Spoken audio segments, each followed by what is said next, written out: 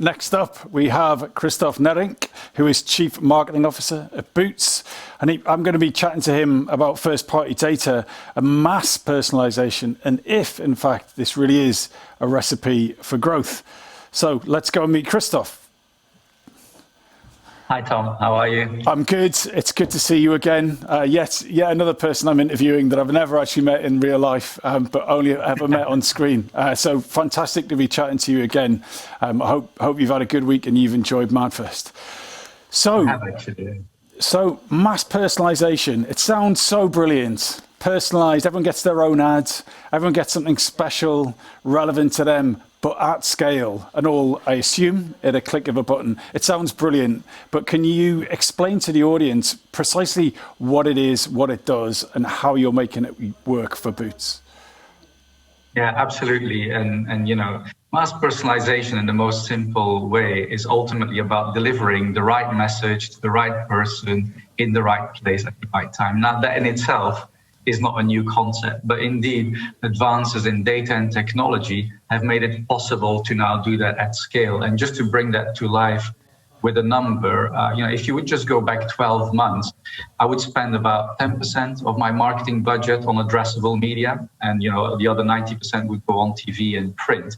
Now, actually, this year, 65% of my media budget is actually going into addressable media. And that's not just the case for me, but it's the case across Walgreens Boots Alliance, the bigger group that I'm part of. So it's a real big bet for us. And, it all starts from that premise of, there's this saying that says consumer hate ads. I don't think that's actually true. I think, consumers hate ads that are not relevant to them and that pop up at a moment in time or in a place where actually they don't want it. So this starts from the premise about relevance. If you can create relevance to your customers, it will drive your business. And to just bring it to life with one or two examples, mass personalization.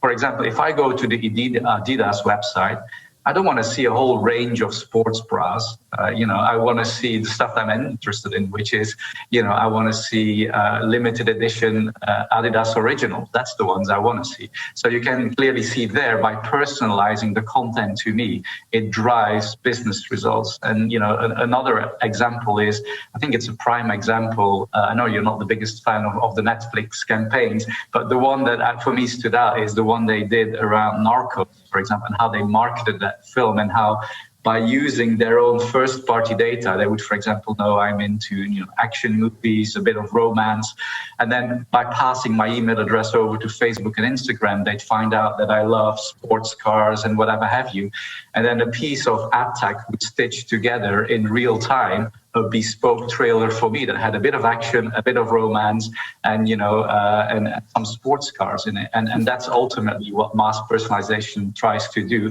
is make that ad that is perfectly relevant to that customer. They actually had 1.5 million trailers running at any given point in time. And maybe a last point on that is it actually does drive business results. I've seen basically my average order value go up with 40%, my basket size is double, and even my net promoter score went up with 20% because people felt that my brand was more relevant to them. So you can actually see business results on the back of it, because in the past, they said, I know that I'm wasting half of my marketing budget, I just don't know which half. Actually, with mass personalization, you can just identify which bits are working and which. So my slight concern with mass personalization is that what happens when everyone does it? So you'll remember your first email that said, "Dear Kristof," and you were like, "Oh wow, they know my name, how wonderful!" And you probably read more of that email than the previous ones. But then the second email that arrived, and you were like, "Oh, well, they know it's me." And then the third email, and the fourth, and now you only ever notice when it's not there. So is there a danger that there's going to be this kind of race to the bottom with personalization, where every website, be it Adidas or Nike or Boots, where everything's super personalized and people just expect it to be perfect? What happens next? How do brands like Boots, Walgreens protect against the everyone doing the best thing for the consumer everywhere? I think it's a really good question. You know, it's what happened with TV as well. And when P&G started the soap opera, they were leading in that space, and everybody started doing TV. And I think, you know, it's about two things. One is about that data-driven marketing muscle, and I almost call it East Coast versus West Coast in the US. You know, the data-driven muscle from Silicon Valley, and then, you know, the Mad Men era of relevance and consumer insight and basically rooting your brands in purpose and basically making sure that you get those two humming. And I think, you know, as a brand, yes, you can get your personalization right, but you need to get your content right. And so the two need to go hand in hand, and hence upping your game in that area.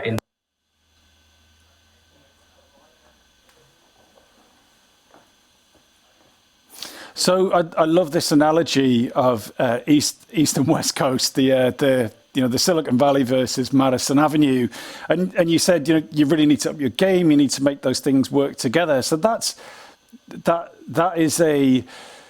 an unusual skill set. So you've got the sort of the data driven, you had the Facebook and the Googles and the Twitters of this world that are providing a massive amount of data. But then you've got the almost old school traditional discipline of what's happening on Madison Avenue, understanding a brand, understanding the consumer. But those things are culturally and almost historically kind of very, very different. So one of the challenges that we're solving for some of our clients is we're helping them sit in the middle ground, and I think it's a new form it's a new skill set. So it's not enough to have good ideas. It's not good enough to be strategic, and it's not good enough to be a data cruncher. You need to have someone that can sit in the middle of those two disciplines. I'm not quite sure where that is geographically in America and how that actually sits. But are you looking to hire those kind of people, or are you still looking for people with a specialism in creative or a specialism in technology? Yeah, so I mean, I think we're definitely upskilling our whole marketing organization to know enough to be dangerous on the data-driven marketing side. So we still have some specialists on data strategy, marketing technology, etc. So we do have those people in place. You know, particularly if you're handling a lot of first-party data, you absolutely need those people in place. But then you have our content studio, where it's a bit more about creative, but our core marketing talent needs to be versed on both skills, and that where we have massive upskilling programs in place, and there's lots of suppliers in the market that can help you, you know, General Assembly, Circus Street, just to name a few people, that can help a big organization with that upskilling. And so I'm curious to know the kind of data that you wish you had that you don't have. I know that when we chatted on my podcast that your data set is like a similar size to Amazon Prime's. You know, so Boots Walgreens is massive. It's a huge amount of data. But what do you wish you could get that you don't currently have? What would be that killer bit of data that you're still looking for? Yeah, I mean, the thing is, so there's two things. One is indeed, you know, having first-party data now is absolutely a mandatory with cookie disappearing. So we all need to make sure that we have all of those basic things, which is, you know, identifiable information, email addresses, as well as then purchase behaviors, web browse behaviors, so that you can actually use that to then go find that customer outside there, because you can no longer rely on third-party cookies. I guess for us, where the key focus is to make sure, because we ultimately stem from an ad card system, and 80% thereabouts of purchases in our stores happen with an advantage card, and that gives us a huge advantage. The only challenge is that we need to increase the contactability, and hence more email addresses, and hence that's a real focus for us to get those email addresses and contactability of that database up, as well as increasing the depth of knowledge. And that's where we're doing a massive effort with Microsoft Azure, and as well as with Adobe to start creating that single view of the customer and to bring those disparate bits together into one place so we can actually leverage it as part of our market. I find it so interesting that you referenced that Netflix campaign. and also one of the startups from the brilliant CodeCube startup session was actually talking about Netflix really being the master of personalization. So why is it a non-advertising company? Why is it an entertainment provider?